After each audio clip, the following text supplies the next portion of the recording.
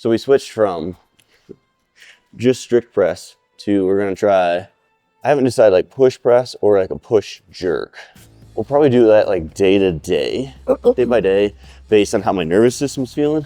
Because push jerk's gonna be a lot more central nervous system demanding because the heavier weight, trying to be more explosive through the legs. Or push press, you don't do that dive under, so you're not gonna be able to get as much weight up. Just explosiveness, right? Yeah, just start training explosiveness and like athleticism and power production coming from the legs. And also the transfer of forces from the legs to the arms. So it's a lot of core work too. And then be able to like control the weight, like catching it up and controlling it back down. That works the muscles eccentrically to try to control that. So what does that mean?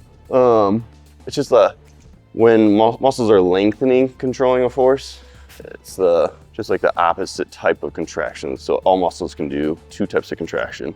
Shorten is the concentric, eccentric will be lengthening. So like that was for the bicep. Yeah, so we're gonna switch it up a little bit. Nervous system definitely like full body, like how you're feeling. I mean, it's our brain, our spinal cord, our nerves, all of that stuff. But it can only take like so much stress. So like when we're doing lighter loads, kind of just pressing overhead like in a strict press, that's really only using the demand of the upper body and the core a little bit to stabilize. But throwing in the legs now to get that drive is going to add more muscles, and then that's going to be more like neurological delivery, neurological load on the nervous system.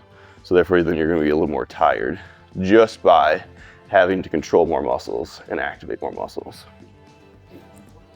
Yeah. So it's pretty linked with mental health too, then, because if you're having a bad day and you're tired already from like work and stuff, and you go do like really eccentric movement, yes, it's gonna negatively, I assume it's gonna negatively affect your performance. Yeah, absolutely. You're not gonna be able to handle the load that you would typically be able to if you were having a good day.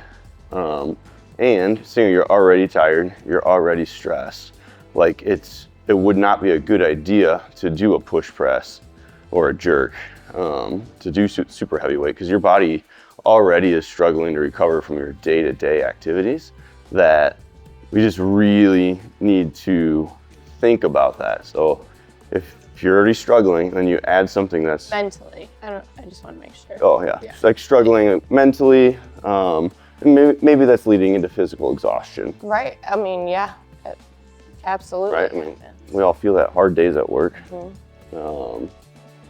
So yeah, you wouldn't want to do an eccentrically dominant lift where you're overloading your nervous system with more weight than what it should be able to. But you still want to move.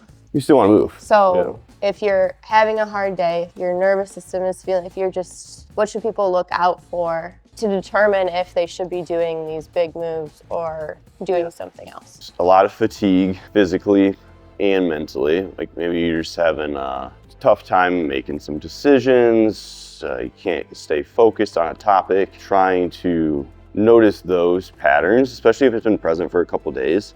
Then going into that workout, just move, maybe do some cardio, some light muscle activation in isolation rather than large compound movements, because those are going to be more taxing on you. I'm going to challenge you a little bit here. Sure. Because as I'm listening to this, like, I don't know, I feel like everybody has stress in their lives, stress in their jobs. Like, I think it's very few and far between where I don't feel, right? Like stress. Like right now, like I'm like, it's just been a few days, right?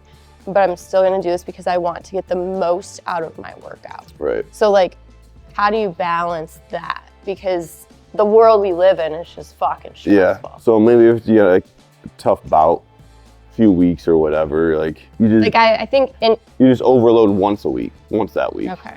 And you still work out. You can still push heavy in the gym. I'm more talking about the heavy compound movements. Okay. Like no need to max out your deadlift that week or max out your squat for those couple of weeks or max out your push jerk. But you could still do the movements, just bring the load down a little bit. But you're right, the world makes it hard. Yeah. That's the tricky part of people trying to stay in the fitness game. Yeah. Yeah, that's a challenging one, but in general, just try not to do too much, like back to back. Right, because it is still important to keep moving in those times of overwhelm and stress, right? Like, I think if I didn't have like you telling me to get out of bed this morning, I would have been in bed still. Sure.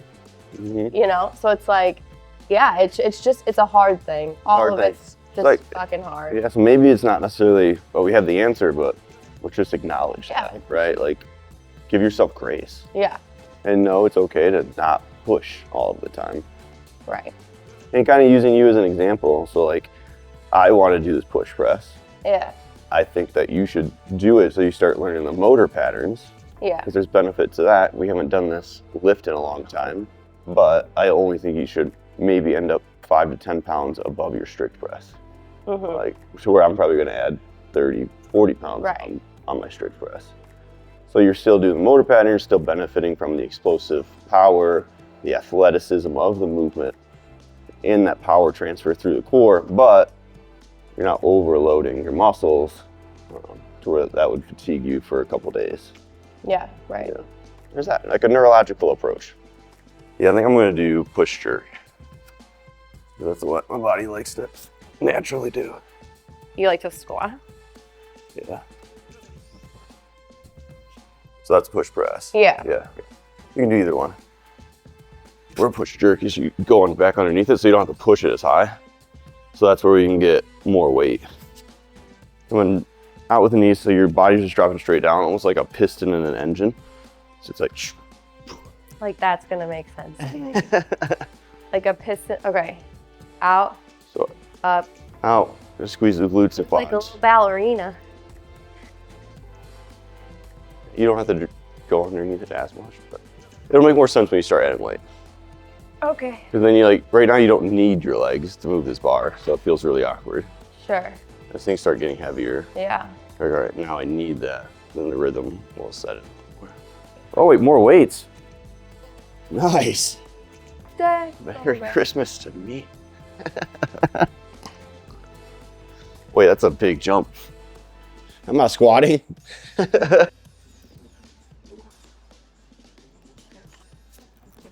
Just hit like 5. Definitely to open up a little bit. Because that's what you do for a squat, I feel like. Oh yeah, so when you start. Like I feel like I'm like breaking my core because I'm trying to like, I mean, I guess I know with a squat you don't, but you break your pelvis. Yeah, but yeah, the difference is when you squat, you can bend more here. Yeah. But when you're trying to catch that overhead, you have to stay upright. Right. So then you're still breaking for the squat, but you have to stay upright to catch it. So yeah, it's confusing. Yeah, so it's really like just trying to keep all that locked in, catch it. Yeah. It's gonna happen a little bit, but you just gotta stay engaged. Yeah. And that's where overhead, like shoulder mobility, will stick tough. out. Yeah, it's really tough. Yeah. How's your shoulder feeling with these, Sarah? Not great. What are you feeling? Kind of like a pinchy, I think. Okay. Yeah. Try to do another round of those before you go into the next one. But it's probably like that catch. Your shoulder's not used to that. So then you can grab a kettlebell. What I'll have you do is kind of come here and then like lock in your shoulder blade. And then you're gonna walk up and down the turf a lap, just trying to maintain this position. What we're trying to do is just get her a little bit of stability in the shoulder. So that way when she is catching it, maybe the shoulder's gonna be in a better position. So to be expected to be a little bit sore, a little bit pinchy, new movement pattern. We've really only done like rotational strength and then some pressing strength.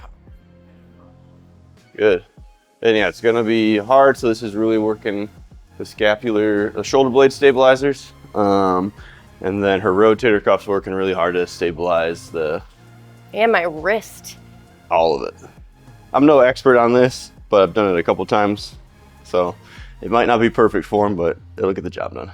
But the general concept is we're gonna be back here, tight core. It's kind of like you're pulling with your lats, but you're also like hinging down and squatting too. So hinge, squat.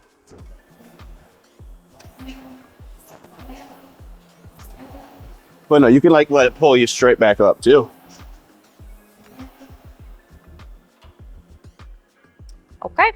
It's kind of a silly movement. Less triceps at first. Arms straight and pulling with the lat, and then you can pull. Pull. You know, we started like the Instagram exercise in our leg day earlier this week. This is our Instagram leg day. This isn't our Instagram arm day, but I saw it kind of fits into our upper body workout, so we might as well get a little bit of cardio in there too. So we're gonna do a superset with our lat pull down with this, and then we'll blast arms and farm work areas after that. So one of us will be on lat pull down. This person's gonna go the whole time that person's doing the pull down, and then we'll just switch. We'll do 3 rounds of that. Our lats should be pumping pretty good by the end of that.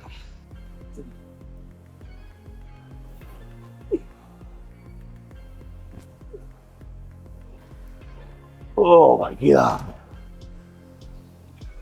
Barely getting full range of motion on this. Pride.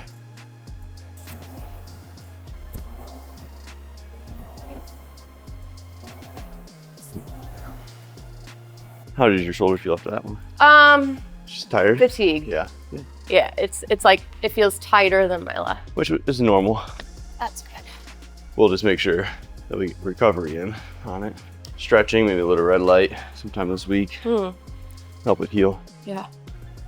All right, farmer carries, arms. We're gonna do curls. Yeah, curls, and I'll probably do extensions on the cable stack. Yeah, we just gotta get out of here by 8:30 today, so trying to move a little quicker. Because I have therapy for my brain. That's right, brain therapy, super important. Gotta love a mirror.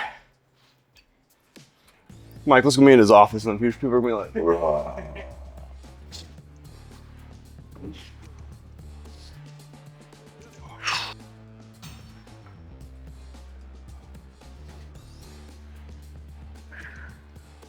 It's a great way to feel pumped up though. Bicep curls, tricep extension, and then farmers. Grip gets maxed out too. Oh, no. Yeah, today's session was good. It was nice to mix it up and do the push jerk over the strict press. New movement pattern for our shoulders. Like, we're not used to having to catch and stabilize in that top range of motion there. So definitely what got to Sarah's shoulder a little bit. I was feeling a little pinchy in my right side after that 3rd set, but it cleared up when we did lat and the ski erg. So I think just getting that blood flow in there, getting that lat rocking and rolling. So it's tied to everything, right? Everything.